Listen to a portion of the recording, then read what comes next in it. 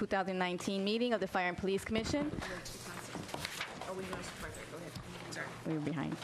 Present are Commissioners Soler, Crowther, McKenzie, Wilson, DeVogus, Crowcroft, and myself, Commissioner Cabrera. Also present are Assistant Chief? Yes. Assistant Chief John Schwengel and Fire Personnel Officer Juliet Battle of the Fire Department, Chief Alfonso Morales, and Human Resources Administrator Arvis Williams of the Police Department, and our Executive Director, Lakeisha Butler. Ms. Butler, please proceed with the agenda. First item on the agenda is public comment. For public comment, each speaker will be limited to 2 minutes. Speakers are asked to state their name for the record and direct their comments to the commissioners and no one else. Please understand, under Wisconsin's open meeting laws, commissioners cannot respond to comments about matters not on the agenda, so please do not be offended by that. We are receptive to hearing comments about items on the agenda and may discuss your comments during the meeting when the agenda item is reached. Please remember to respect the time of your fellow citizens. When the timer goes off, please wrap up your thoughts and finish your comment. If you have any additional questions or concerns, I encourage you to contact the FPC by phone or email and to check the FPC website for information. Our first public comment is from Sean Lauda.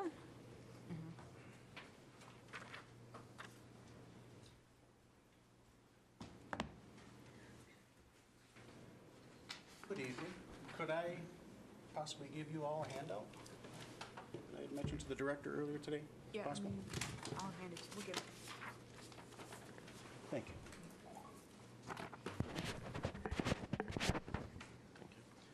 Okay, so we all know that we're here regarding the issue of lieutenant promotion. You have to state your name and... Oh, I apologize. Sean Lauda, President of the Milwaukee Police Association. And spell your last name. Lauda, Sean, S-H-A-W-N. Okay, Set. you may Thank proceed. you. So we all know we're here. I'm here because of the lieutenant's examination process, the proposal to have it changed. To essentially have detectives not able to take the lieutenant's promotion directly without having to go through the step of sergeant. I did compile this letter, and I did do a press release, and this is a copy of it. In it, you'll see some data. The MPA is extremely concerned over this recommendation. Obviously, for, 9-10 years, President Crivello was vehemently opposed to any proposal to change it. We still take that position. The MPA is very concerned that this will disincentivize officers to take the detective's exam. Okay. I actually did a survey monkey with my members for 24 hours, and my office analyzed hundreds of responses from detectives and police officers. I'm just going to highlight some of those responses. 72% of current detectives stated that they would not take the detective's promotional exam if they knew they could not promote directly to lieutenant. 72%. 71% of police officers and 93% of detectives stated they would not take the detective's promotional exam given the FPC's current recommendation, the committee's recommendation. 63% of police officers and 95% of detectives stated that the bonus point system for sergeants that were formerly detectives would not be an incentive enough to still take the exam. That's 63 and 95%. 85% of current detectives stated that the ones that are not eligible per the MPA contract, 85% regret having taken the promotion to detective. Sir, you have 25 seconds left. 94% of detectives responded that the committee's new recommendation hurts their work morale. 97% of detectives responded that the FPC's new recommendation will cause the detective position to be viewed as a dead-end job or an unwanted rank, ultimately resulting in the elimination of the position. 97% of detectives responded, stated the FPC's new recommendation. And I don't mean to cut you off, but we've actually heard this during 2 committee meetings, so we thank you for your comment. Okay. I had not had the ability to comment, and I wish I was given the opportunity to be on the agenda, which I requested today. Thank you. Our next public comment is from Jared English.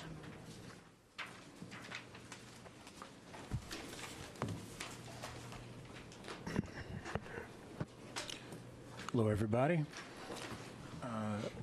I'm Jared English from the ACLU of Wisconsin.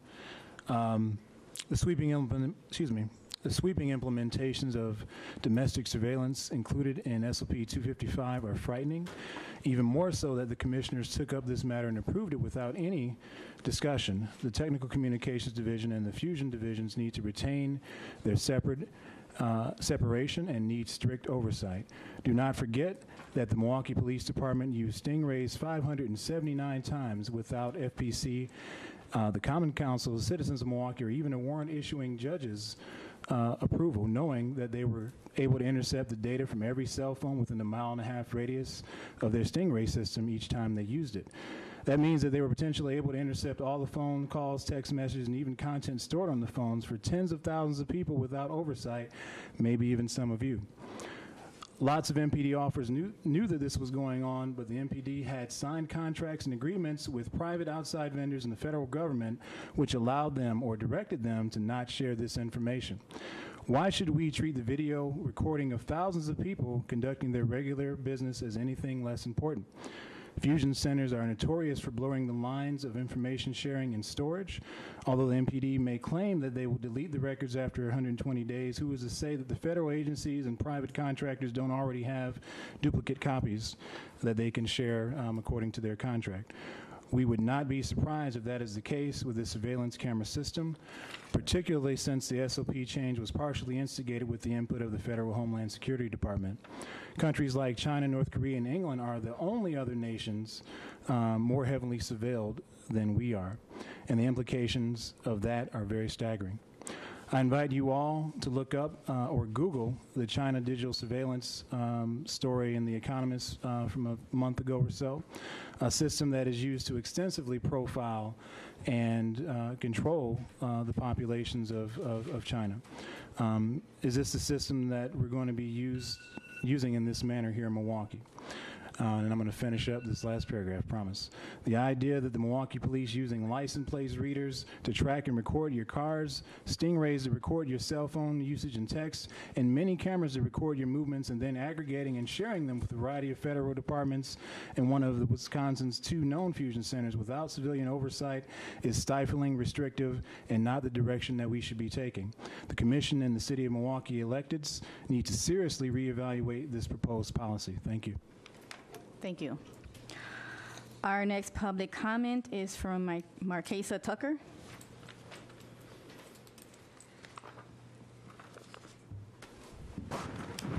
Good evening, Marquesa Tucker. I just had a question specifically about something that is already on the agenda, something that Jared was just talking about, SOP 255. I know when it was first put on the agenda, November 1st, it was asked to go back to the research committee that met on January 15th. I wasn't able to be at that meeting, but I was able to look at the video and review the minutes. But as Jared mentioned, there was no discussion. But if we go back and look at the memo from, I think it's September 27th, that Dave Getling from the Research and Policy Analyst from the FPC actually drew up, there were several questions that I'm assuming still have not been addressed because they weren't brought up at the research committee meeting in January. Some of the questions on here are, how does this utilization of this system fit into the overall strategic direction of the department? Is grant funding the main option for further system expansion? Surveillance cameras can be beneficial in different ways depending on if the public is aware of their presence or if the public is not. Does the department have any camera locations prominently marked to make the public aware and deter crime? Just other questions that people were asking, just as Jared was mentioning. How are we going to mandate and keep this audited? Who is responsible for making sure that MPD is doing what they say they're doing? Are there any city ordinance? I think that this should be taken back to the committee and discussed a little bit further, and some of these questions should be answered, and that the public should have more of an opportunity to be a part of this. I know that you guys have posted all of the different committee meetings now, which is very helpful, but a lot of people still don't know that those committee meetings are available and open to the public, 'cause since that's something that people don't normally just, I don't think, peruse on the Fire and Police Commission website. I think I'm one of the only people that does that. So in order for people to know that there's options for them to ask questions or contact the Fire and Police Commission, I think that there should be more opportunities so that this can be discussed. But I would definitely suggest that this go back to the research committee and these questions that are hanging in the balance be answered. Thank you. Thank you.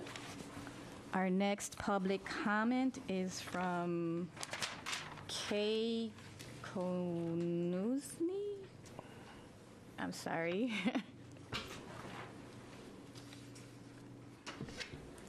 Hello, my name is Kay Konusny. It's Kaykonezny. I have two items. With regarding SOP 85, reasonable suspicion consists of facts that can be clearly stated that lead a police officer to reasonably believe that the defendant committed a crime, is in the act of, or is about to commit a crime. It's more than a hunch or a mere suspicion. And I think this is where a lot of feeling comes out from the community, you know, is like that decision making. The police officer is the professional, should be able to make the judgment. But I am wondering, what, unless I missed it somewhere, what are the facts? I'm a retired nurse, but if I made a decision about a patient, I based it on some very specific things I would assess. And if somebody came to look at my work, if something bad happened, they would judge me on those specific things. And so where are those facts? Are they in the curriculum? Are they, where are they published? How do we know, like when someone comes to review a police officer's actions, what are they looking at? You know, it just sounds like it's something that's sort of osmosis that you get by being on the job, but I know from being with a lot of diverse people that that I view things very differently than a lot of other people do. So my assessment is going to be all colored by, you know, how I was brought up, what was my background, and I think that's got to be affecting police officers as well. The other thing is, I know that one of the things the police department got dinged for by the Department of Justice is dissemination of these SOPs. You guys have been racking up SOP approvals now, really, for the last bunch of meetings. And so I'm just wondering, how are they disseminated to the officers so they know what the updates are, they know what is expected of them? Thank you. Thank you. Our next public comment is from Paul Mozina.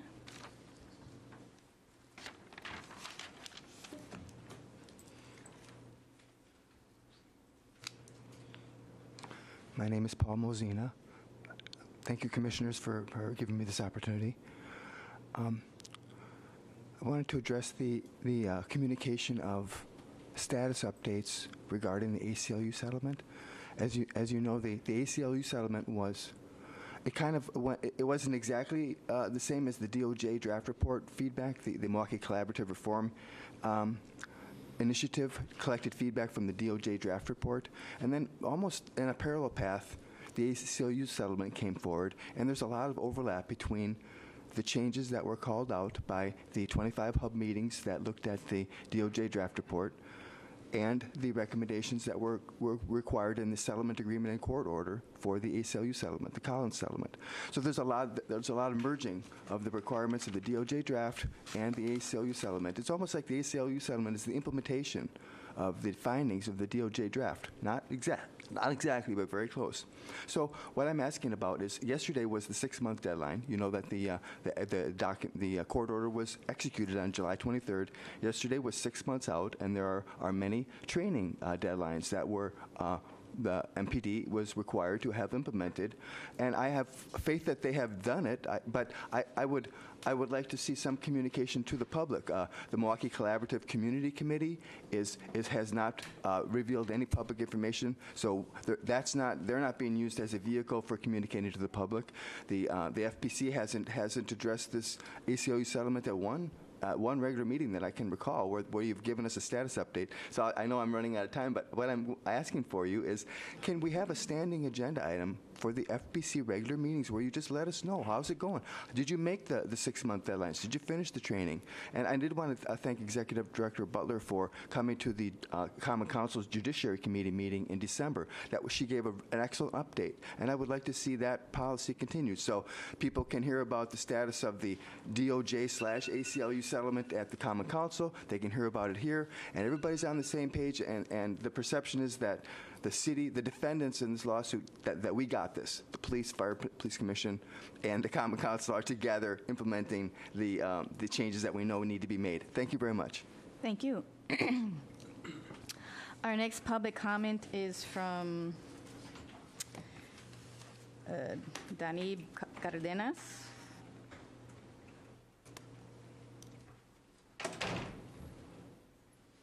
Good evening. I'm Danilo Cardenas. I'm with the MP. I'm sorry, I couldn't read your handwriting, I guess. So I apologize. Right. Danilo Cardenas. I'm with the MPA. I'm a trustee, and I'm also a police officer for the city of Milwaukee. Just want to address once again the. Could you spell your last name? Excuse me? Spell your last name. Cardenas. Cardenas. Okay, I just want to once again address the committee's recommendation for the detective promotional exam to lieutenant and the new recommendations that are coming. I believe that's on the agenda to get voted on today. I know that President Lauda had given you a memo. I don't think you have time to read it before you vote, so I wanted to highlight a few other things. The detective rank, I think, is very important. I think their supervisory skills speak for themselves. They're oftentimes in charge of scenes, whether supervisors, sergeants want to believe that or not. It's evident on the street when you go out there and you watch detectives tell officers what to do and how to do it, when to do it. They oftentimes, it's been in my experience, have told sergeants what to do that haven't been as trained. To point, I would like to say that historically, detectives that promote to lieutenant have done very well. Currently, Chief Morales came up through the detective rank, became a lieutenant directly after lieutenant. Assistant Chief Steve Caballero was also a detective that promoted into lieutenant. And then furthermore, across the state of Wisconsin, people have been poaching from us. Chief David Zablowski from the city of Beloit, he was a detective. Chief Michael Young from the village of Whitefish Bay was a detective. Chief William Jessup, city of South Milwaukee, he was a detective. Chief Patrick Mitchell, West Allis, he was a detective. So it's pretty obvious that detectives have the fortitude and the experience and the supervisory skills to become lieutenants. And I would also point towards the FPC's own researcher, Dave Getling, when he submitted his report. He was asked a question on whether or not, what the impact would be if people without supervisory experience were allowed to take the exam.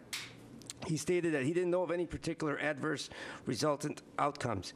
And he added that what's so bad about it, except for being different than other departments.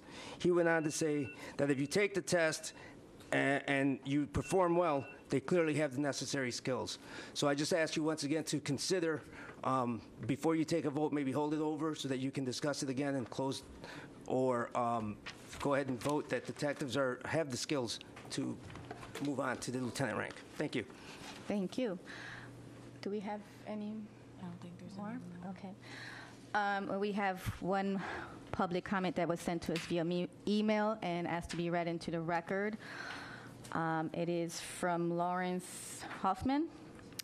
Members of the Fire and Police Commission, as we live in a world in which our privacy is increasingly breached by electronic media and electronic devices, I caution you not to adopt a new policy on poll camera surveillance, one as simply a technological upgrade, or two, without first having consulted with full documentation with university-based experts on the violation of ethics and of democracy inherent in surveillance systems that can identify individuals who have not been convicted of a crime and electronically follow their actions back in time.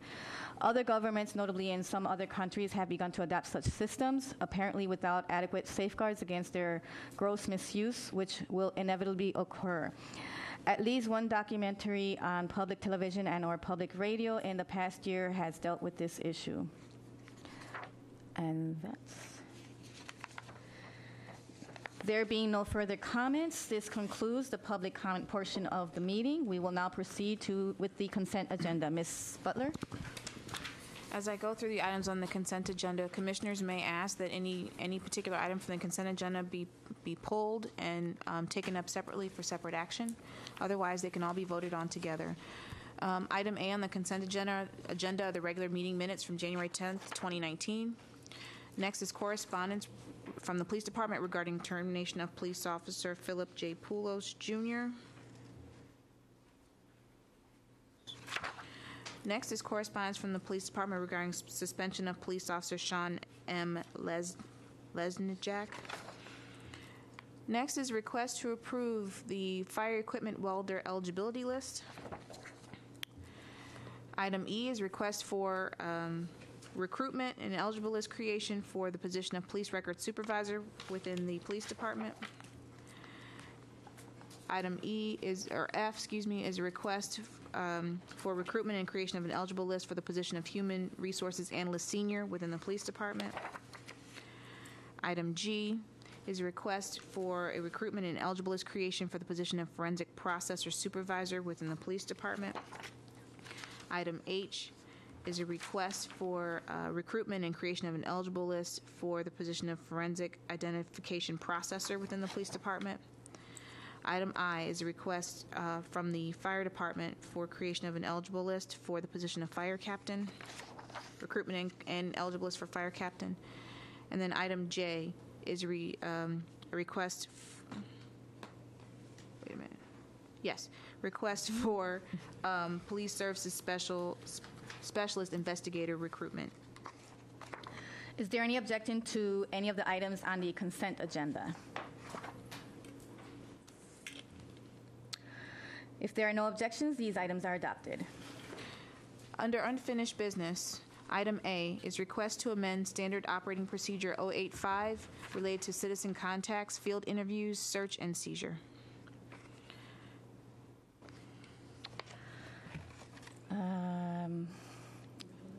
Well, these were held over from the last meeting. I did want to just comment on the public comment that was made previously regarding the reasonable suspicion mentioned in this SOP. That's actually a term of art, and there's lots of case law that explains what that means and what officers can and cannot consider as when they're making that decision. So maybe we could have defined that a little bit more in the SOP, but I think that the officers would know what that means.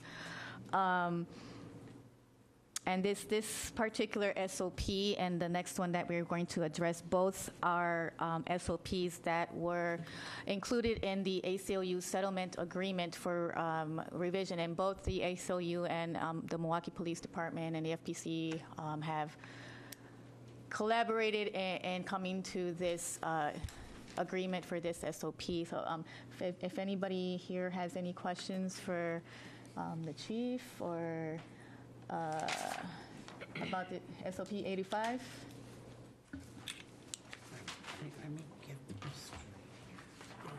No? Ann? I don't know if she's kind of... Yeah, I got a question. Chief, when, when they're being questioned in a field interview, Yes. and the person doesn't want to cooperate, and they get loud with the police officer, it says that that's not necessarily obstructing that police officer. Am I getting that right?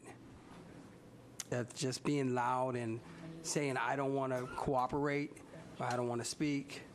Is that considered obstruction of the officer's duty? Because I was reading it, I was like, they say it's not, but it leaves a lot of, what can I say? A lot of judgment to the police officer. You know what I mean? It's kind of a judgment call. Right. If you have reasonable suspicion and you're doing a Terry stop. Terry stop, yeah. And the person is free to leave. Right. Inflection of voice has nothing to, isn't going to change it. They're free to leave. No, I mean, that's what it says, but, I've been in that situation, and it got a little heated. You know, it's like I wasn't. But again, a Terry stop is different from a stop where you committed an infraction. Let's just say there was a traffic stop and you committed a violation. You have to cooperate by providing your identification and your information. And oftentimes what happens is you conduct a traffic stop for a municipal violation, and it escalates because the individual that you stop says, I'm free to leave. You're not free to leave if you committed an infraction, which is a municipal violation. And when things escalate, then we still have to take action on the violation. Okay. Any other questions, commissioners? May I have a motion?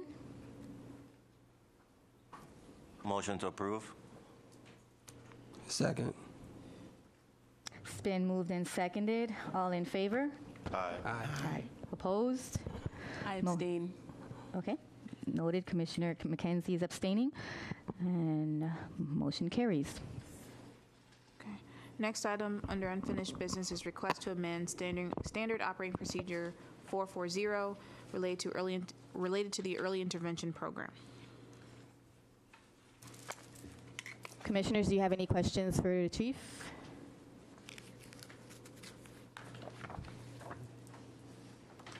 There be no questions. May I have a motion?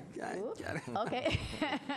All right. I gotta ask this because I was reading it and it said that when it's detected that an officer needs this help, that there would be a psychologist, and it did say for alcohol. What else was it? Was it domestic violence? It was like 3 different criteria, like the drug policy. So, the first, I guess the first stage of drug dependency is denial. So I know that firefighters and police officers, they really have stressful jobs. So I was wondering, is that taken in consideration when they do randoms? That do they look into the person's if they were tracked? The motion's made. Well, what we're doing, and this is something that we're going to continue to look at further, is the officer's mental health. Right. You're exactly right. One thing that we discussed this past week is a better way to address even officers that are arrested for OWI. Okay. You can address the OWI, but is there something going on with that member? And it's right now we have not.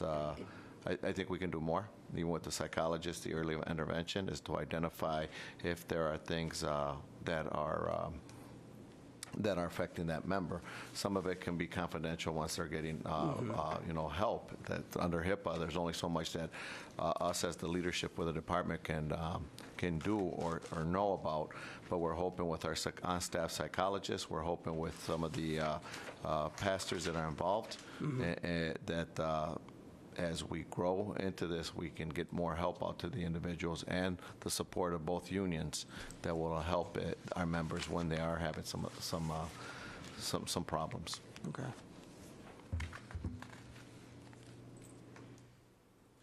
Commissioners, are there any additional questions? May I have a motion? Move approval. Second. It's been moved and seconded. All in favor? Aye. Aye. Opposed? I'm abstaining. Okay. Commissioner McKenzie is abstaining. Anybody opposed? Okay, motion carries. Under new business, item 4A1 is a classification report related to the position of Human Resource Analyst Senior within the Police Department, and we have Sarah Trotter from the Department of Employee Relations here to speak on that. Good evening, Commissioners. We have one report for you regarding 3 positions in the Police Department. The first is a new position in the 2019 budget, and we are recommending it be classified as Human Resources Analyst-Senior in pay range 2FX. The second position is an Accounting Assistant 1 in pay range 6GN, and we are recommending that it be repurposed to Help Desk Specialist 2 in pay range 3IN. And then the third position is a Police Records Assistant Manager in pay range F1CX, and we are recommending that it be repurposed to IT project coordinator in pay range 2GX. And I'd be happy to answer any questions that you might have. What led to the repurposing? I think in both of those positions that are being repurposed, they're currently vacant. And my understanding was with a new supervisor that came in as they were assessing kind of where resources were needed and looking at the workflow and that they felt it'd be more helpful to have the positions that we're recommending on that classification. So. I'm sorry. I'm trying to find a page in here. There's too many. What was the IT project coordinator being? Police records. 56, 767 to 72,063. What were They'd be before? police records assistant manager. So, because it says like it's a public records position currently that is that correct? So why would it be now only for like IT? Is there something that this particular public records position is only dealing with that sort of thing, or is this like a completely different title and description now, like duties? I think, many times when we come before you, we're talking about a position being reclassified, and then that's where a position has evolved and has become stronger, more complex, so we're recommending a higher level. In this case, it's like eliminating one position and creating another, and that's why we say repurpose, because the duties and responsibilities have changed. And what the department, has looked at and said what we really need is somebody doing the work of an IT project coordinator, because that's kind of more the function. And the same thing with the help desk specialist, too, that I think they said the accountant or accounting assistant one, had been vacant for a while, but what they really needed was more help of the work that's done by a help desk specialist. So I think that this was just to kind of look at what is the work, what are the needs, and that they'd like to have these positions repurposed. Chief, so what happens with the public records manager? If I can answer that, Arvis Williams, HR Administrator. So in the Records Management Division, there is a Records Manager, and then there's a Records Manager Supervisor. So the position that we are repurposing is the Police Records Assistant Manager. It was top-heavy. We didn't need all of that management there. And so what we do need in our IT division is an IT project coordinator. Okay. And so as we were assessing those civilian positions that are most critical and those vacancies and how long they've been vacant and where we can find some monies for a new position, it was determined that we didn't need 3 managers in our police records division. Okay. 2 managers were sufficient. Okay. Commissioners, do you have any other questions? May I have a motion? Do we have to do each one individually? No, right? no. I'll just read them all in. So it was classification report that includes human resource analyst senior, help desk specialist 2, and IT project coordinator. So moved. Moving approval. Second. Is that a motion for approval? Yes. Okay. It's been moved and seconded. All in favor? Aye. Opposed? Motion carries. Thank you, Commissioners. Thank you. Thank you. Under committee reports, first we have the report from the Research Committee, which met on January 15th, 2019.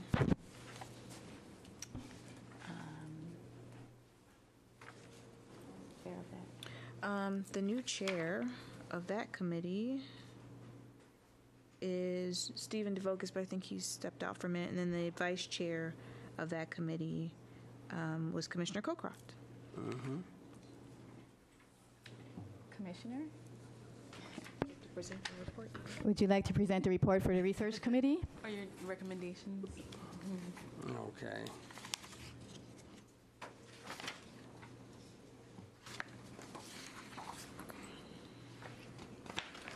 Give me a second. I'm new at this. Trying to find this out. I'll help them out for this one. So for the research committee, they took up 3 items on their agenda. First was the election of chair and vice chair, which I just went over. The second and third items were 2 requests from the police department. The first was to rescind a SOI related to the nuisance property surveillance vehicle, and the third was a request to create SOP 255 related to public video surveillance cameras. The recommendation from the committee was to approve the request to rescind the SOI, and then to also to approve the request to create this new SOP 255. So that's the recommendation from the committee that's coming before you. The recommendations from the committee that's coming before you at this time. Commissioners, is there any discussion? There was an issue raised about oversight. Could you kind of explain? Oh, is there somebody explaining? I have somebody that can talk about it. Good evening, Commission. Nick Desiato, Chief of Staff, Milwaukee Police Department. So really what this SOP does is it codifies practices. It's not like there wasn't public surveillance. It's not like we didn't have poll cameras before. And it's not like there weren't other policies, they just weren't in the form of an SOP. So they might have been an SOI or some other sort of documentation. So what this did is combine it and put it into an SOP. So there's several tiers to this SOP, which of course I don't have right in front of me right now. The first, of course, acknowledges privacy rights and lawful use of surveillance cameras. It then goes into some internal procedures. If you see an active crime while using surveillance cameras, what is the procedure officer to relay that information, that kind of stuff? And then it goes into a little bit more of technical information, I believe, in terms of where information gets stored, how long it gets stored, and stuff like that.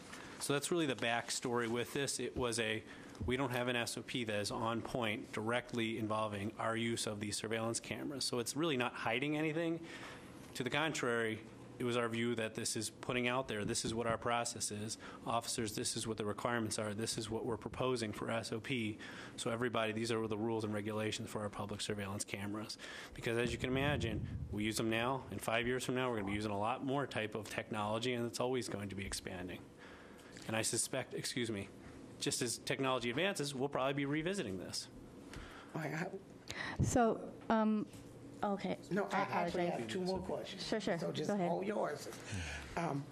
The license plates, is that a part of it where you photograph the license plates? So that's the ALPR, the automated license plate reader. That's a separate SOP.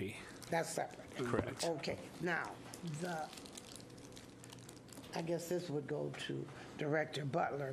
There was an issue of how we notice. I think what the concern, at least as I heard it, and I apologize if I'm misstating what those in the room who made the public comment are stating, but it was my impression or my understanding based on what they stated that they were concerned that there was a lack of discussion about the substance of what was in the SOP during the research committee meeting. Okay. I presume, as I always do when we have those meetings, that the commissioners have had sufficient time to read over and mull over the SOP itself, as well as any other documents that are related to it that we've provided to you. And then it's always your prerogative whether you choose to discuss something or not. It's just as it is at full board. But that was my understanding of the comment, was that there didn't at least appear to be, to those who were not present, any discussion of the substance of the SOP during your committee meeting. I just want to clarify that, because when I referred these particular items to committee was specifically to provide for the opportunity to have a more robust discussion, especially because this particular one, I know you're saying that it's basically just sort of codifying other things that already exist. But the public's unaware of all these things, and so that's part of the reason also why I sent it to the committee, was so that not only for commissioners to read the documentations that were submitted along with the requests for creation of the SOP or rescission of the SOP, but also to allow for the public an opportunity to weigh in, because right now they can't comment on this right now. They can't ask questions about this right now. They're only limited to their 2 minutes at the beginning of the meeting, and they can't actually make any questions that they want to make. And I did watch the video. It was about 3.5 minutes. And I did see that the room was empty. You were the only person on that side, Right. which that kind of surprised me too, that nobody else from MPD was there. So I would have liked to see more of a discussion, not just for the benefit of the commissioners, so people can also see that we are intentional when we make our votes, and that, I know you probably read everything and all that, but, we want to show people that we are paying attention and that we are taking these matters seriously, and we want to hear from the public too. So I would, if I had been in that committee meeting, seeing the room completely empty, I might have moved to cancel the meeting and reschedule it for a time where more people from the public could attend, and make sure that the next meeting is more publicized so that people can come to the meeting. And because we didn't have to refer it then to committee, we could have just done that at the first instance. I get that, Chair. We had a discussion before the mic ever came on about canceling the meeting. See, everything doesn't show. We remember. We talk about, should we cancel it, what should we do? And the issue of noticing, we got to come up with a way to notice that is more than just posting it online.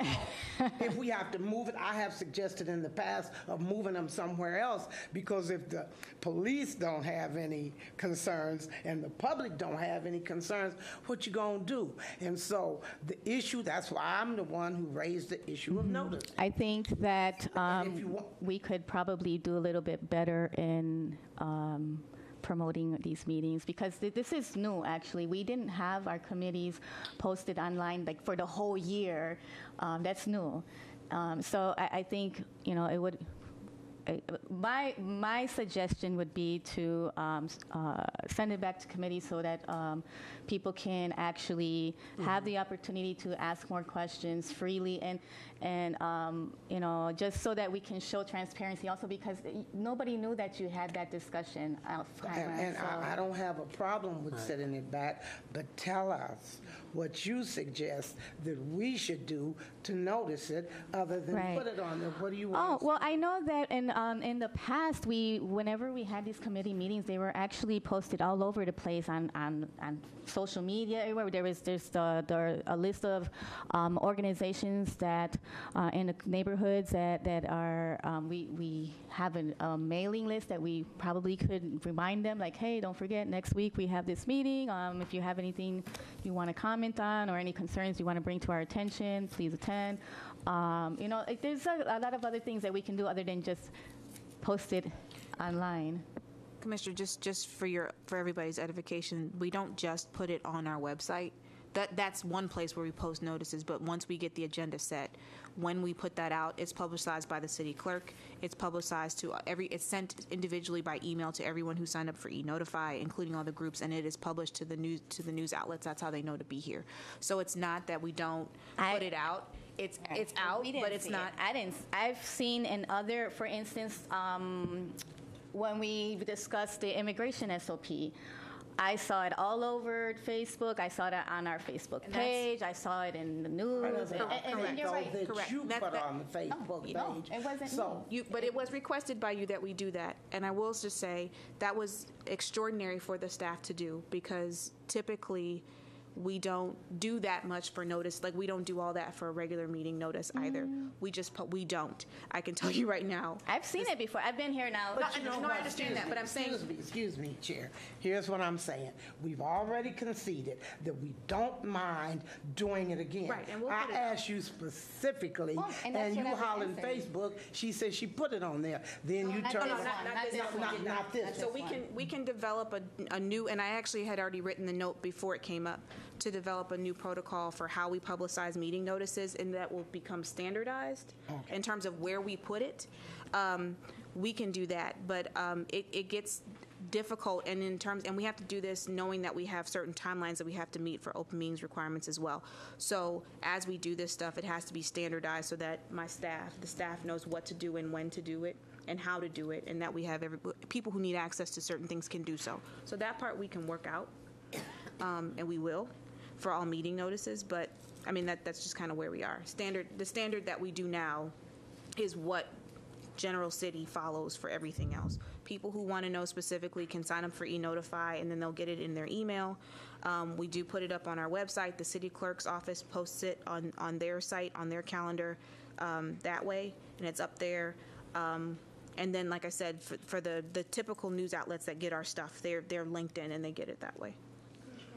Something else? Yeah, would you, Chief Morales, make sure that at that meeting that you have, you or some other people there at the meeting? Yes, ma'am. And we'll send it out. If I come up with another way, I'm sure the chair got another way, but if we come up with one, please let the director know. So in the future, when there's no one in the audience and we're here, we will thoroughly dissect the policy so that the viewing public would understand that we are definitely reading it and doing our job.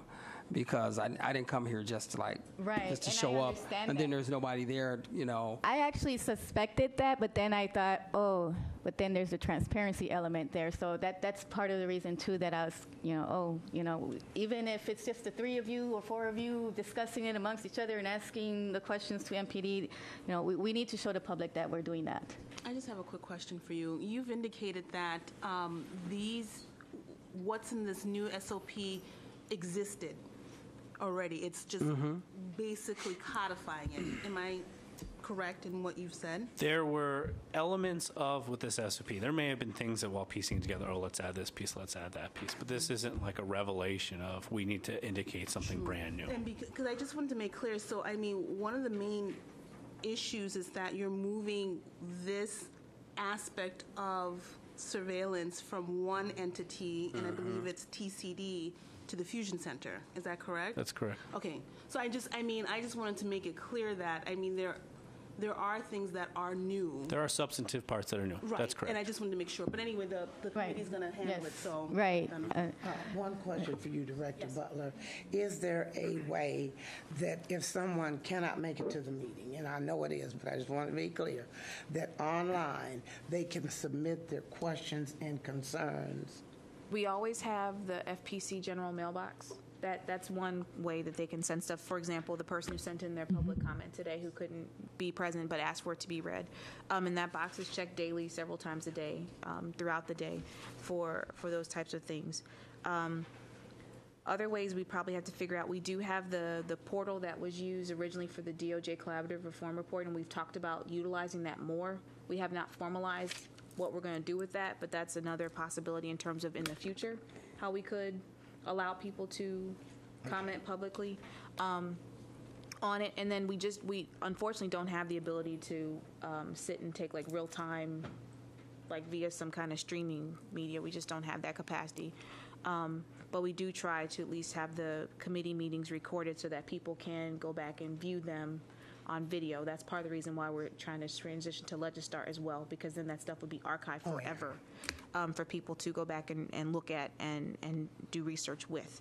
So those are some of the things. The mailbox, though, I mean, there are a couple people who have access to it and check it daily, and I know I get several, like they'll forward me stuff, several times, and so we can always have those that way, but we'd have to have those in advance, at least probably within a couple of hours prior to a meeting, so that we would be able to get them pulled and have copies made for the commissioners to have, so that the question could be asked. I mean, that's just a logistical thing in terms of preparing for the meeting.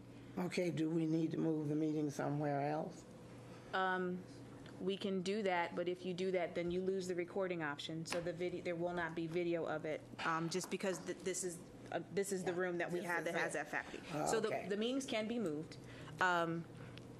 That's why we Yeah. chose this one, because it gets Yeah. recorded, you can see it online if you can't come. You know. I So get it, there's some but there's benefits, but also the yes. complaint of people saying I didn't come because there was nowhere to park, because I couldn't get there, or it's too far to walk. So I'm trying to figure out, because I don't want this to come up again, because you beating this bandwagon to death, but I'm gonna beat it too. So now, I'm just making sure if we can't move it, I get it. If that's a desire, we can. If it's a desire of the commission, though, because our default's going to be to have them here so they can be recorded. We need to kind of know that in Way in advance advance. so that we can Could plan. find for a place.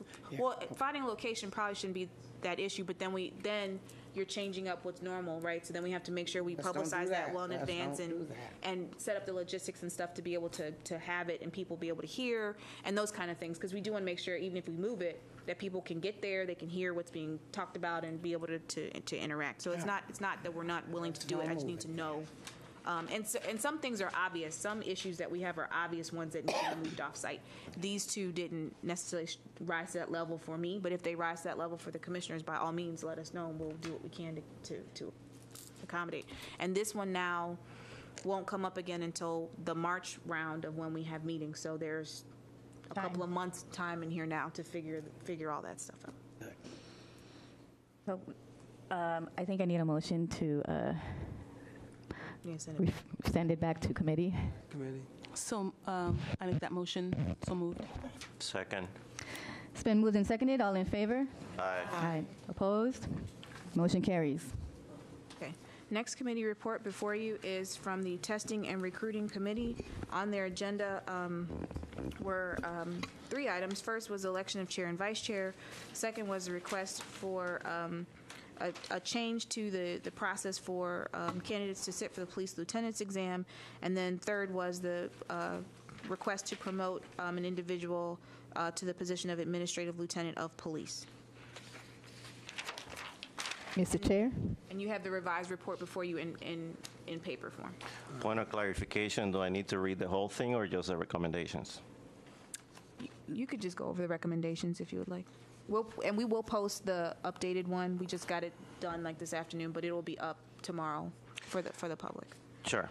Just for information of the public, the request for policy change, we have a prior meeting to that on November 9th of 2018. It was a meeting over 3 hours, and everybody was given ample time to make testimonies, state their positions, bring research, and this was a continuation of that for people to also do the same.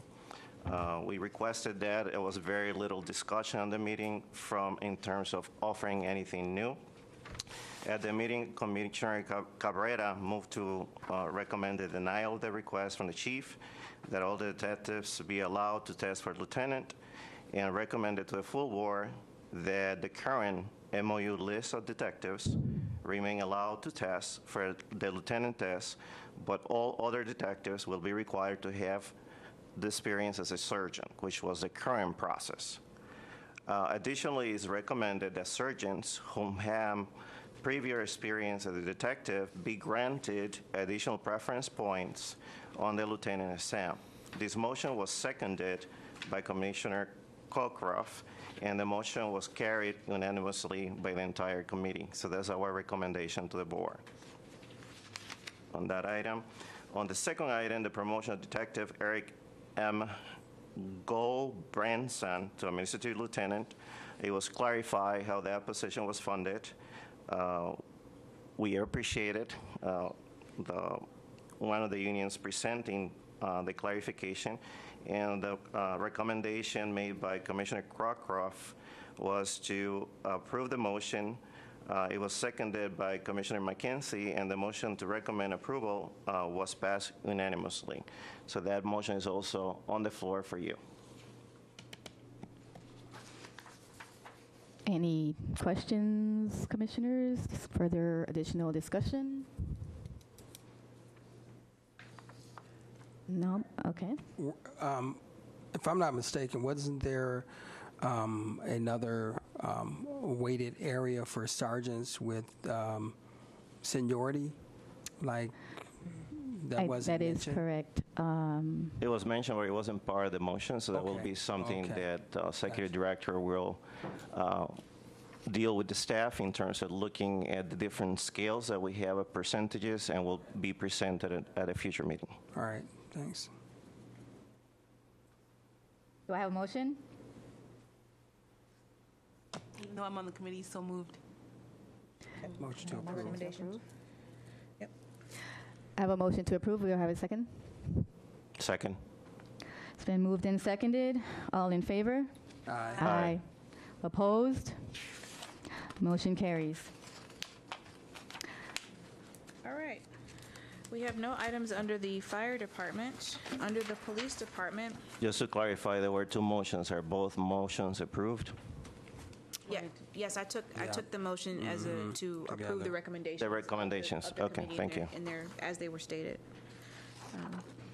Thank you, Commissioner. Moving on to the police department, we have first item is request to promote Police Lieutenant Thomas J. Casper Jr. to the position of Captain of Police, and we will hold that one over for interview at the next meeting.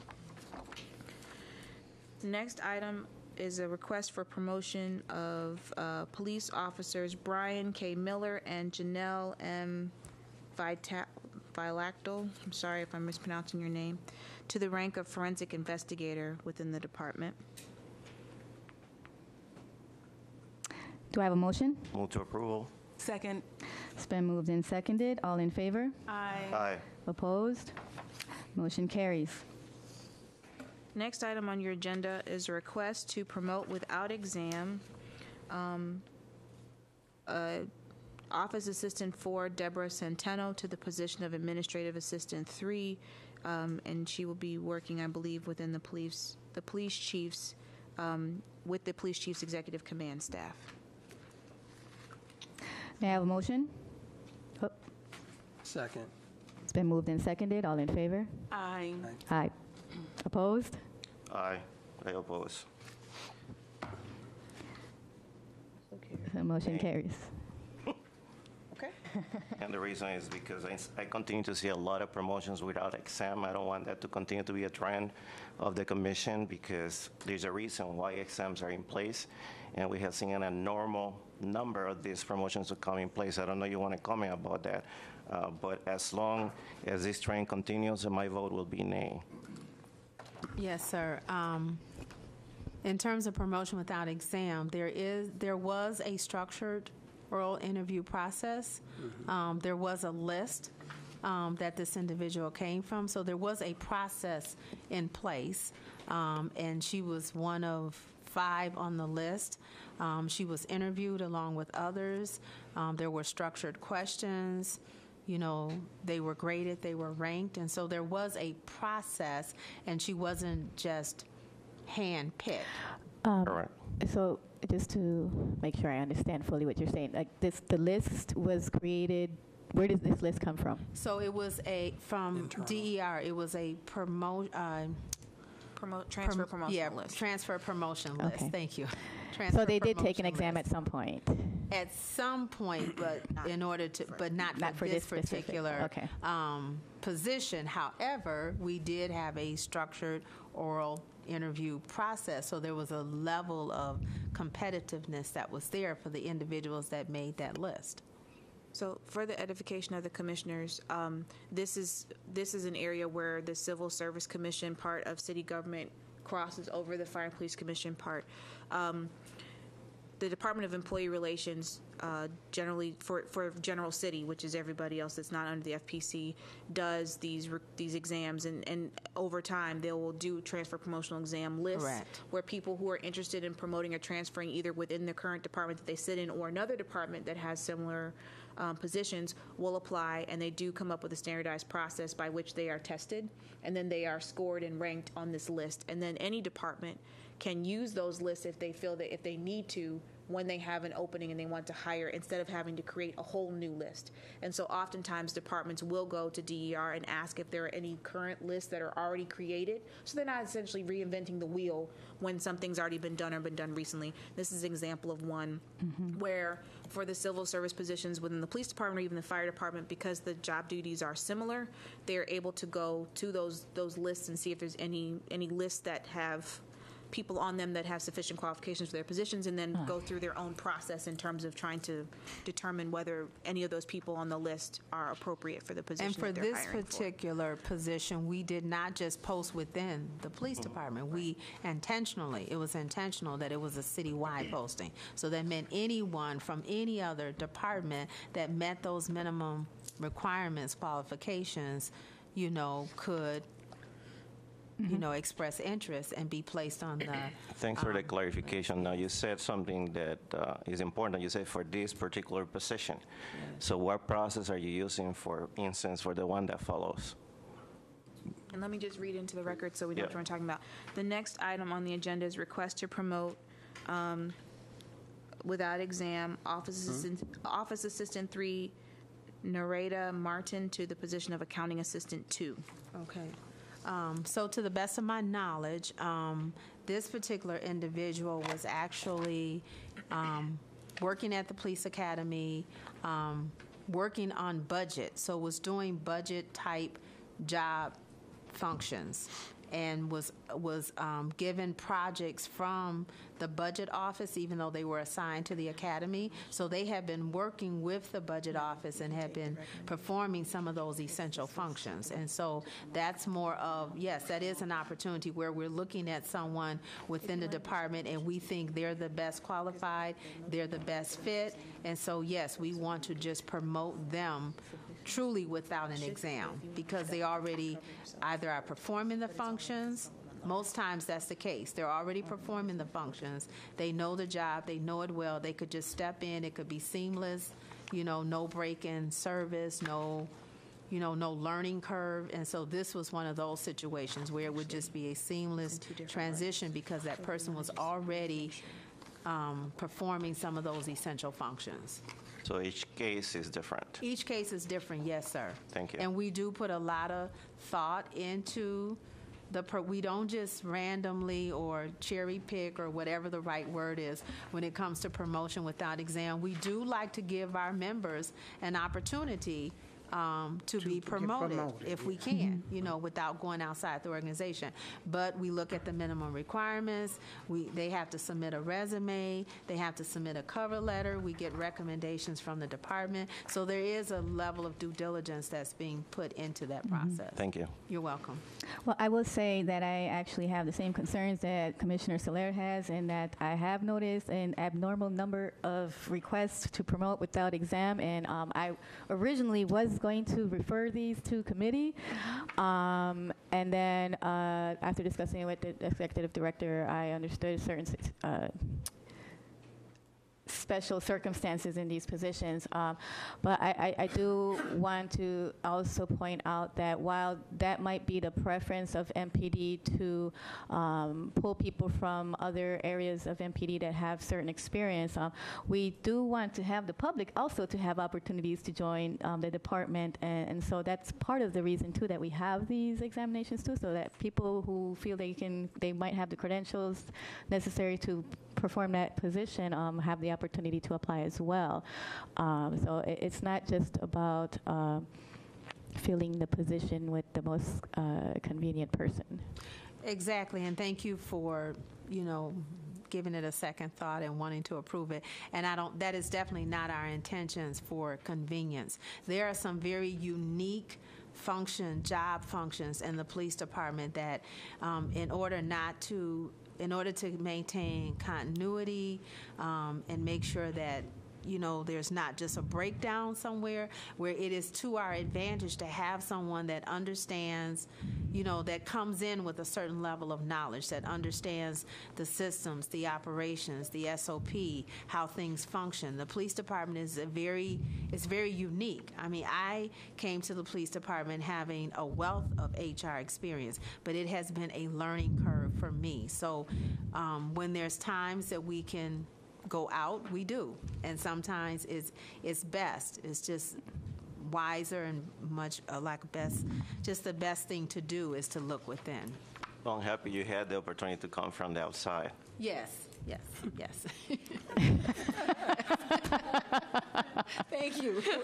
Yeah, but on that note, it's also good for people to have an opportunity to get promoted, because most people, except those maybe own their own business or something, they usually go to a job with the expectations of being promoted.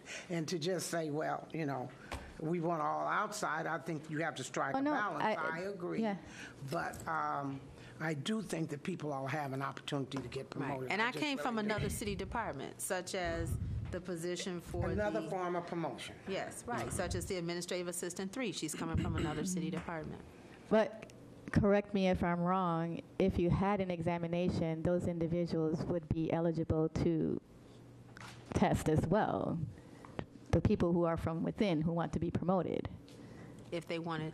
And this, for Like, the... so, and let me rephrase that. I'm just saying it wouldn't prevent them or preclude them from being considered for this position if there was an actual competitive examination process. Exactly. And for the Administrative Assistant 3, anyone from within the police department had every opportunity to apply for the position, as well as someone that was within another city department and wanted to come to us. Yes. Okay. Okay, thanks. Do I have, So I'm going to just, so we took a vote on the request to promote without exam and for the Administrative Assistant 3. But just to clarify, there's also a separate letter requesting promotion of Deborah Centeno to the position of Administrative 3. So for clarification of the record, could we get a vote on that? two request? motions? May I have a motion? So moved. Second. Is that to approve? Motion to approve. Okay, thank you. It's been moved and seconded. All in favor? Aye. Aye. Opposed? Motion carries. Then to the request to promote without exam for the position of Accounting Assistant 2. I move approval. Second. It's been moved and seconded. All in favor? Aye. Opposed? I abstain. Motion carries. And then the request to promote Nadara Martin to the position of Accounting Assistant 2. May I have a motion? Move to approve. Second. It's been moved and seconded. All in favor? Aye. Opposed? I abstain. 8. Motion carries. Next item on your list is appointment of James Cooney to the position of Staff Assistant Senior within the Police Department. Move for approval. Do I have a second? Second. It's been moved and seconded. All in favor? Aye. Opposed? Motion carries. Next item is request to exempt from competitive examination the position of Marketing and Communications Officer within the Police Department. Move approval. Sorry. I would like to know. You can start a discussion. Go ahead, discussion. You have discussion after on the floor. I thought, I'm sorry. So you want to wait? Was there an interview process for this position? And how did you recruit it? Or are you recruiting for it now? Yeah. I'm sorry. No, no problem. No problem. I think they're just asking for permission to Two. The position. Okay. Yes. to exempt the position. I read it wrong. Or I heard it wrong. I did something wrong. Why is it that you're moving for that? Why? Why are you requesting that? I'll let our chief of staff. Oh, sure. I get it. Thank you, Commissioner. Again, Nick Desiato, Chief of Staff. I can address this question since this member will be assigned to my section. So there's really two reasons for this particular position, and I think this is an example of each position being treated uniquely. And it's on the front end and the back end for this particular position. One of them is, for the front end, is that we hope not to be limited by a top 5 by going through the civil service process. And what that means is those same 5 might be the same 5 folks that we had identified through the exempt process as the top 5, but maybe we want to go through 7. Maybe we want to go through 8. And I'm actually going to give you an example with the gentleman right behind me who you just approved, Jim Cooney. And he knows the story, so it's not going to come as a surprise to him.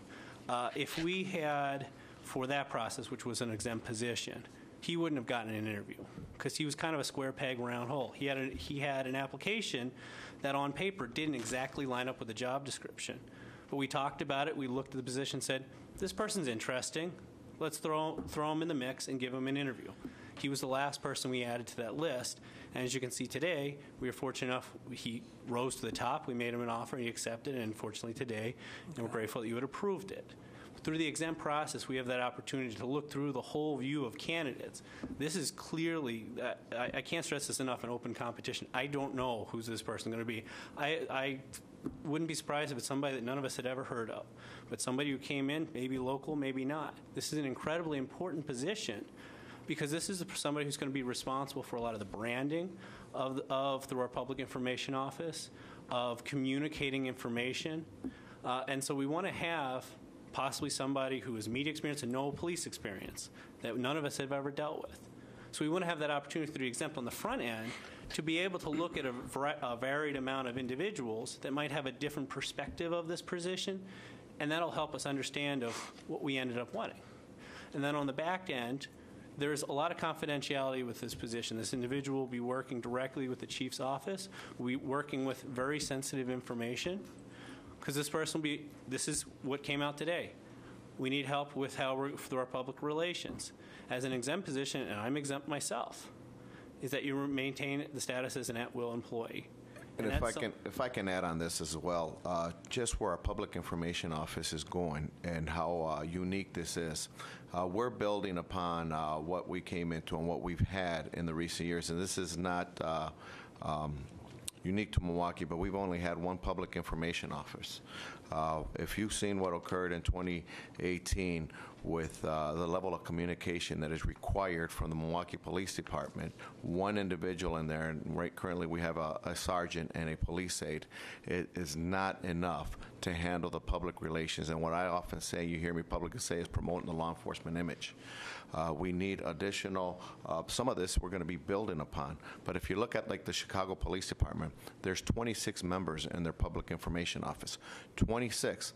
I know they're a bigger city, but we only have one person. If you go to some of the cities our size, they have 6 to 10 individuals working in our public information office. We only have one. It goes from marketing to communications, not only the media, but communications that come in publicly from all over the place. On some of it is media, but some of it is promoting our image. So we're going to be building this, and some of it is on paper, some of it we're going to be learning as we go and identifying. So we want a big pool of people, but be able to decide. We may see something in somebody where they give us a different direction and where we're going. We don't know what we're looking for. And I respect that. I guess you wouldn't be able to get that if you had an examination. Is that what you're saying? Our concerns to that process would be limited to the top 5, and Iris, correct me if I'm saying anything accurately, limited to the top 5, and then if we have to pick from that top 5. This allows us to extend beyond that. It allows us, if maybe there might be folks that are good, but nothing's the right perfect fit. I got what you're saying, the top 5 of the exam, That's as opposed correct. to the top 5 of everything accumulated. That's right. Gotcha. Can I ask Right, a I quick appreciate that And clarification. what happens? Excuse me. I apologize. Okay. One of the questions, and I'm going to always agree that people should be allowed promotions. I think people's concern in the promotions is diversity. See, because I don't believe in all anything.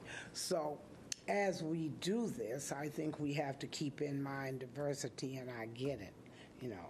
So that's my only concern, is that as we do, especially these without exam, we keep diversity in mind. So you've referenced this being limited to the top 5 multiple times now. If you had a competitive examination and you did not want to select anybody from the top 5, you interview them, you do all that, and what happens next? So it's very difficult because when you go through that, the competitive exam, Department of Employee Relations administers that. So they have gone through several testing. I don't work in DR, but they've gone through a process, a very thorough process, from either giving them a practical exam of some sort, it could be a writing assignment or something, to a structured oral interview process. And then they score them, and then based on how they score, they get ranked. And so for a department not to choose someone from the top 5, we would have to have really strong justification for that.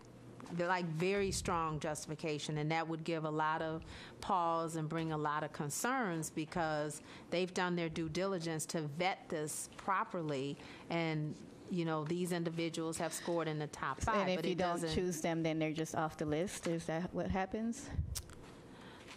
So typically, I don't know if they. I don't want to speak to that. I don't exactly know how that process works. I just know that it's very difficult not to choose from the top 5. You have to interview the top 5. And then the expectation is that you are selecting from the top 5. I don't want to necessarily go on record saying you couldn't choose the 5, but you would have to have some strong justification behind that. So going through this exam process, it takes away the flexibility. Whereas if for an exempt position, we get 15, let's say we get 15 applicants, and we want to interview all 15 of them. Let them all, come and present themselves, and then we make a decision based on not just qualifications, but how well they fit in the organization and the culture. Whereas when you have the eligibility list, you are limited. But so you would still be able to interview them and see if they're a good fit as well if you Only the top. the top Only the 5, top right? 5, yes. But what if number 6 or 7 was a better fit? And some people. Somebody else gets to have that great person. And but I also have some other questions for. I'm sorry, what's your last name? Desiato. Desiato. You mentioned something about this being a position of that. Part of the reason why you're asking for the exemption is that this is a position of confidentiality and there's going to be a lot of sensitive information. I don't understand why that somehow having a competitive examination would somehow lead to not having somebody who can maintain confidentiality and sensitive information. So this is where I distinguish between the front end and the back end. That's on the back end. That really has nothing to do with in terms of having your 5, in terms of the interview process. This is in terms of flexibility if it's not a fit a year and a half down the road as an exempt employee. That you could terminate. That you're an at-will employee, yeah. And it might not be that they did anything wrong, unethical, or anything like that. It's just it's not a fit. And I'm subject to the same thing. I tell them all the time, well, then I guess you can just fire me. And I just want to emphasize, it's still a competitive process. So there will be some type of, there will be structured oral questions. There may be some type of practical assignment or something that they're given. So there's still a process. There will be a process for selecting someone. Is it limited to just internal candidates? No, we're posting externally outside of the city. Anyone can apply. Anyone who meets the minimum qualifications. I understand what you're saying, and I can really appreciate the idea of having a diverse pool and reaching out to different people. My only concern is this, and I am not questioning your integrity, anyone here. However, if there is someone you have in mind, how then does, I guess, this process of removing the examination allows you then to push through whoever you want, right fit, wrong fit? Do you understand what I'm saying? Yeah, and that would be true. And that's the concern. Yep. And that's, I think, is that fair, Chair? Is that fair, Board?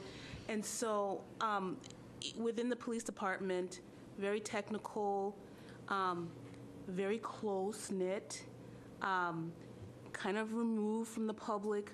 We, I would say for the board, are always concerned about, of course, transparency, but more so that there is fairness in putting people in these positions, and it's not cherry-picked people who are a mess, right?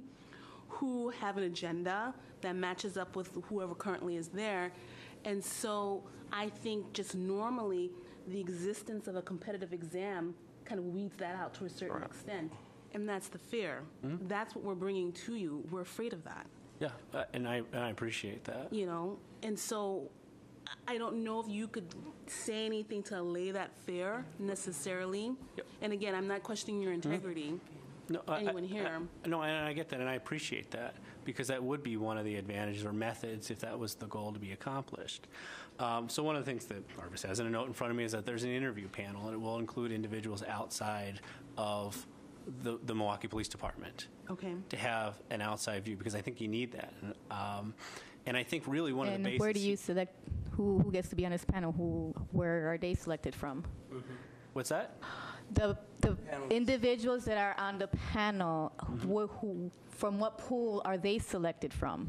They're typically subject matter experts, so they could come from, you know, from the media somewhere. I mean, I'm just talking off the top of my head, but it's someone that is familiar with that type of work, has some experience in that type of work, because they need to be able to make judgment calls. You know, if, you know, do they? But I guess you can. I'm sorry. I just one more question. I guess the thing about that is that too can still be manipulated. You can pick people who you feel, I know they're going to pick the person that I want, so let me just stack the deck on this panel. You know, that's where it still keeps us, you know, that red flag doesn't come down yet still, you know, even if you have that panel. Because even in a competitive process, and I say this with all due respect, in a competitive process, and let's just say the criteria is just structured interview questions. So it's a competitive process, and you just come and you answer these questions. If there's someone that someone likes, you know, and they want to advance them, they can score them higher. You know, you always have that.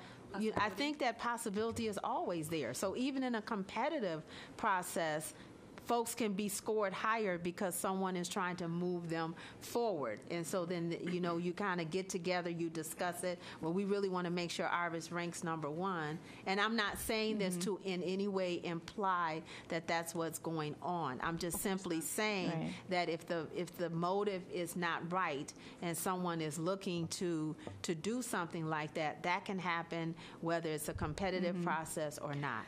And I just want to, if I can add, when you said there's this always, in any test, I've been on the job 25 years, the sergeant's test, the lieutenant's test, the detective's test, you have two union back here where there's always been an allegation that somebody got the answers to the test. Always. And I bet you can hear it in the fire department as well. There's always that allegation. Doesn't matter what process, there's always that question. Somebody's going to be disgruntled and will make that allegation. Commissioner Soler? The good thing about this process is it's exempt, and the same way they came is the same way they can go. Right. I understand, and what I ask is that you say there's going to be a process. I don't want a generic statement, there's going to be a process. I want to see the process.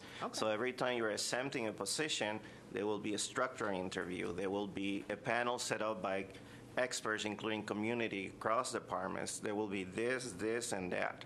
So everybody understands the process. They understand their exam. I don't care about their allegations. But I've been in government for a long time. I was in government for a long time, managing both staff, and we always publish our process with the request for exemption. And in the university system, the part was so standard for the request, everybody knew what was going to happen in terms of, okay, there's going to be a structured interview, it's going to be behavioral type, there are going to be 5 people on the panel, 2 are going to be from the community. I want to see something like that. So there are no questions of what the process is.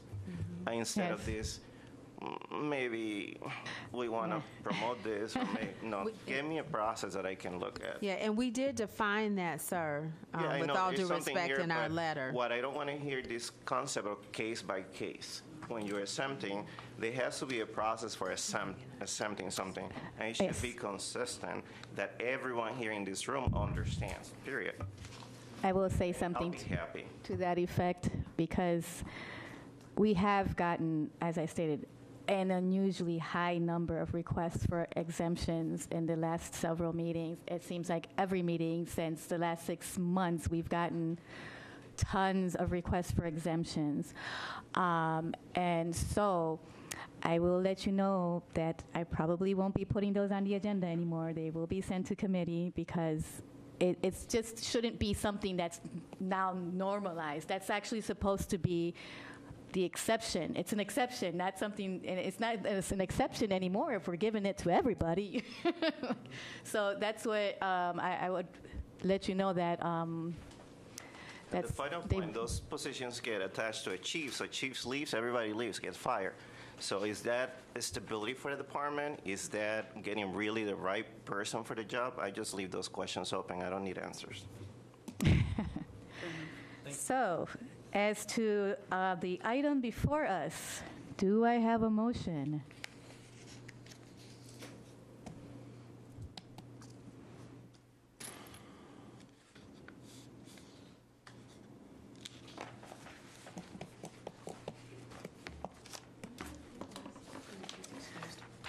Crothers and Stephen are. What are you saying? Can we change it? Can we change What are it? you changing the motion?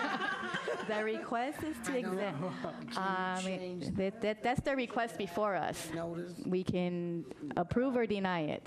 Okay. What were you thinking? What are you saying? What were you thinking?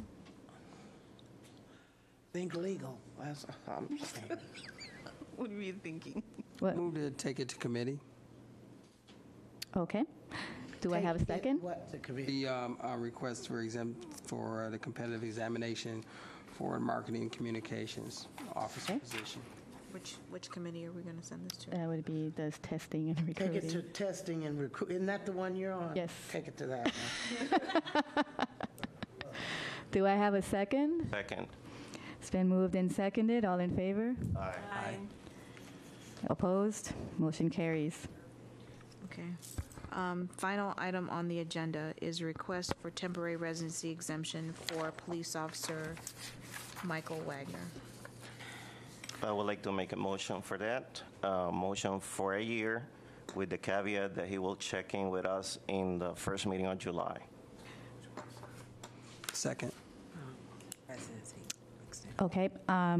So just to clarify, we are granting an extension for 1 year with a 6 months check-in. And is there a way for me to add to that? Because I just wanted to make sure he knows what we expect of him. Oh, with the documentation? With Yes. documentation. Yeah. Yes. If Commissioner Stoller, who made the motion, is so inclined for a friendly amendment, then yes, you can do a I friendly will amend the amendment. motion to say that we will consider the request. We will make a motion to accept the request for an extension for a year, provided that the petitioner brings to us good cause documentation and diligently pursue the sale of his current home and purchase or rental of a resident that is compliant with the city residency ordinance. He will be required to provide specific documentation of all efforts and circumstances required to his exemption. Okay, so did you? Yeah. So just to make that clear, it's basically a motion that says we're granting your request for an extension for 1 year. You do have to come back in 6 months to check in with us and provide us with documentation that shows that you have been diligently pursuing compliance with the residency rule. And it has to be documentation that's specific and not just speaking in general terms. So that is the motion that we have on the floor. Do I have a second? Second. Okay, it's been moved and seconded. All in favor? Aye. Aye. Opposed? Motion carries. There are no other items of business before the commission at this time. Do I have a motion to adjourn? Move to adjourn. All right, moved and seconded. All in favor? Aye.